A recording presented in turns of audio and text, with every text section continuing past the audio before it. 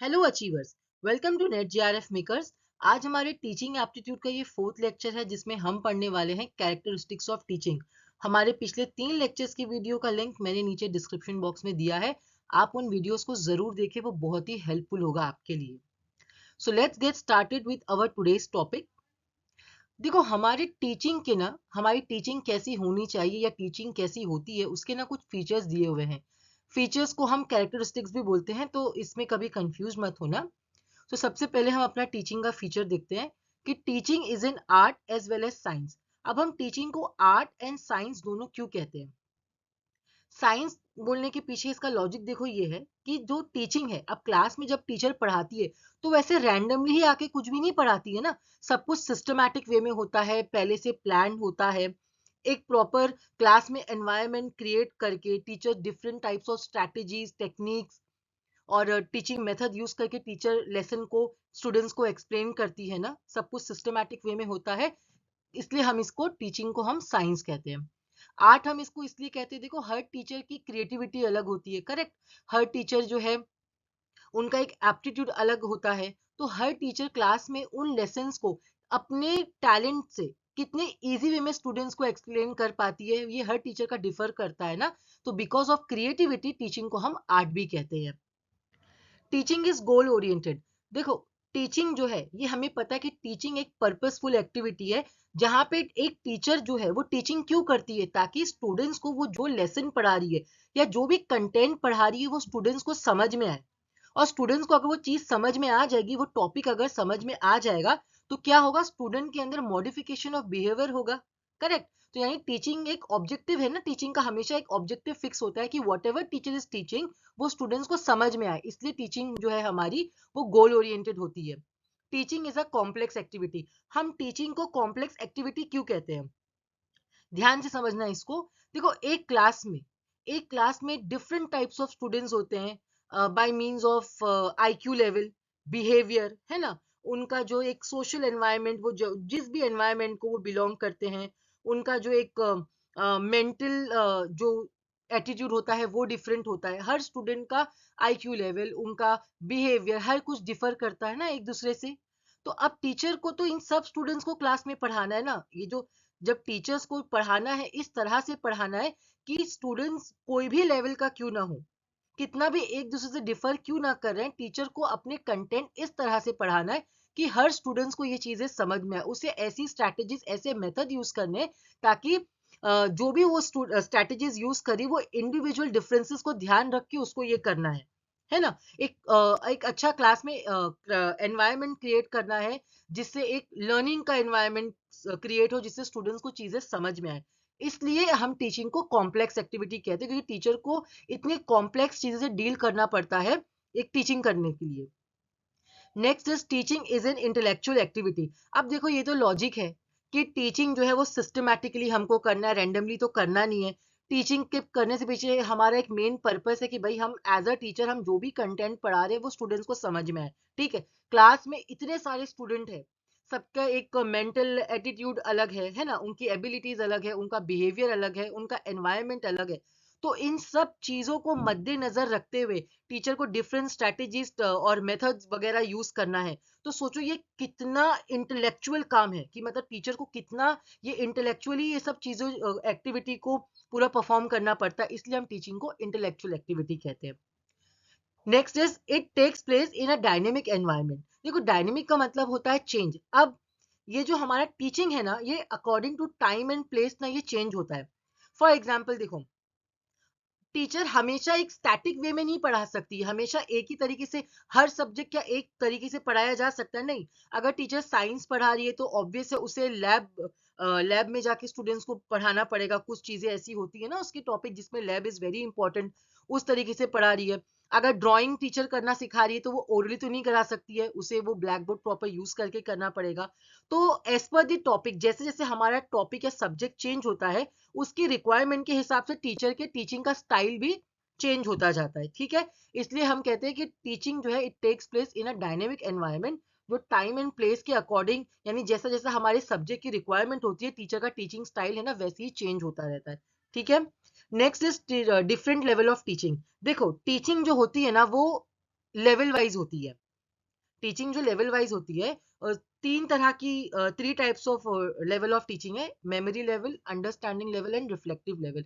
इसको in detail हम जो है ना हमारे आगे की वीडियोस में हम इसको कवर करेंगे। अभी आप सिर्फ इसका सिंपल मीनिंग समझ लो ताकि आपको इसके फीचर्स में ये क्यों इंक्लूडेड है ये आपको समझ में आ जाए। टीचिंग है ना लेवल वाइज होती है। जो हमारी मेमोरी लेवल होती है ना ये सबसे लोवेस्ट मानी जाती है। ये एकदम थॉटलेस होती है। यहाँ पे मेन पर्पस सिर्फ ये होता है कि स्टूडेंट्स के दिमाग में कंटेंट को डालना है, उसको मेमोराइज कराना है रूट लर्निंग के थ्रू, ताकि स्टूडेंट्स को दिमाग में ना जो भी कंटेंट टीचर डाल रही है वो फिक्स हो जाए। फॉर एग्जाम्पल जैसे जूनियर सीनियर लेवल, ABCD बचपन से कैसे दिमाग में एक मेमोराइज करवा दिया गया है। ठीक है। नेक्स्ट होता है हमारा सेकंड लेवल, होता है अंडरस्टैंडिंग लेवल। अंडरस्टैंडिंग लेवल वो लेवल होता है जहाँ पे स्टूडेंट जो है वो इतना केपेबल हो जाता है कि वो चीजों के मतलब उसको रूट मेमोरी की मेमोराइजेशन की अब जरूरत नहीं है। स्टूडेंट्स अब कंटेंट के मीनिंग समझने लगता है, उसको वो डिफरेंशिएट इजीली कर पाता है कि हाँ भाई फैक्ट्स के बीच में क्या डिफरेंस है, या वो रीजनिंग कर पाता है। नेक्स्ट इज हमारा रिफ्लेक्टिव लेवल। रिफ्लेक्टिव लेवल हमारी सबसे हाईएस्ट लेवल ऑफ टीचिंग होती है। वहां पे जो स्टूडेंट्स है ना उसकी क्रिटिकल थिंकिंग डेवलप होती है। इसका एग्जांपल हम बोल सकते हैं जैसे हमारा college level, UG PG level, हमारा रिसर्च लेवल। ठीक है।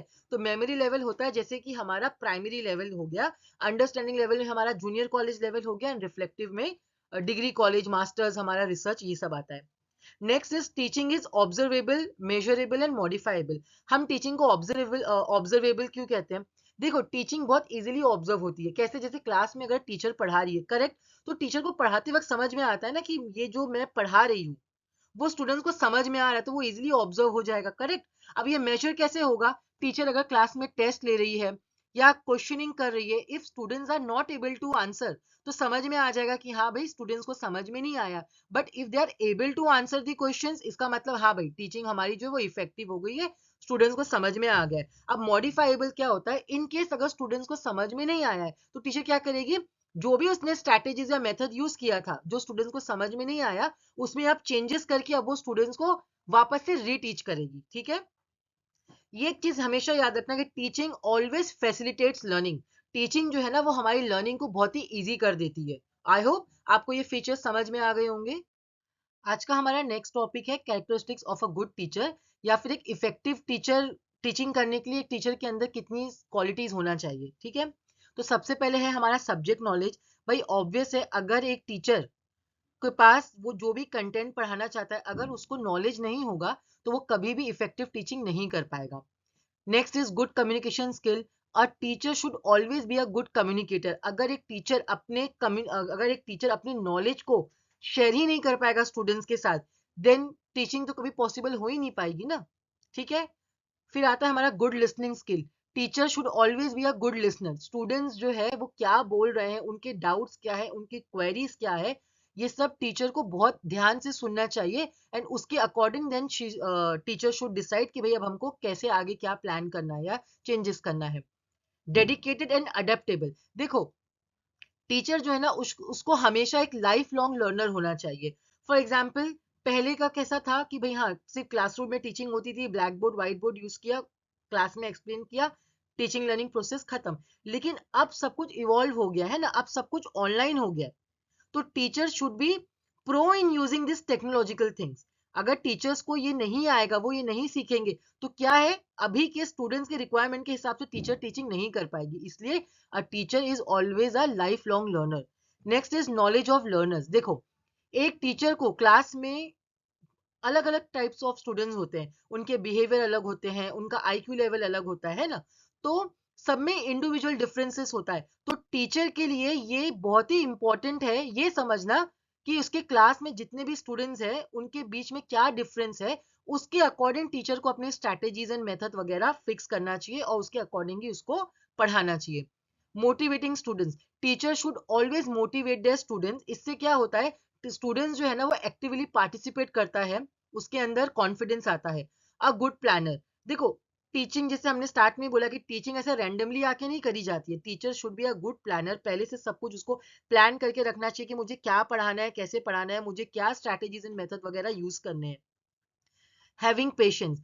टीचिंग में आप क्लास में इतने सारे स्टूडेंट्स के साथ डील करते हो है ना, कोई बहुत ही फास्ट लर्नर होता है, कोई स्लो लर्नर होता है, कोई बहुत ही मिस्चीवियस होता है ना? तो इसमें क्या है, टीचर का एक बहुत ही इंपॉर्टेंट फीचर है कि भाई टीचर शुड हैव पेशेंस, कि वो हर स्टूडेंट से अच्छे से डील कर सके।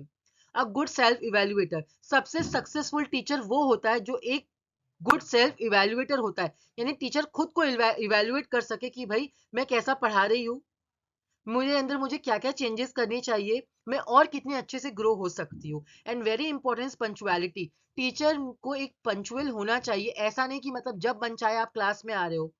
अगर आप ऑनलाइन टीचिंग भी ले रहे हो तो इसमें भी ऐसा नहीं होना चाहिए भाई जब मन कर रहा है हम जब लेक्चर हम ले रहे हैं, मन नहीं कर रहा है तो हम नहीं ले रहे। टाइमिंग अगर 5 बजे का है तो हम 8 बजे आ रहे हैं, नहीं, teacher should always be punctual. अगर आप पंक्चुअल रहोगे तो स्टूडेंट्स जो है टीचर को ही देखकर इन्फ्लुएंस होते हैं ना। तो ये कुछ फीचर्स थे हमारे of a good teacher. I hope आपको आज का ये लेक्चर बहुत अच्छा लगा होगा। अगर आपको हमारी ये लेक्चर पसंद आई हो तो हमारे वीडियो को लाइक करो, चैनल को सब्सक्राइब करो, इसे ज़्यादा से ज़्यादा शेयर करो। Thank you for watching.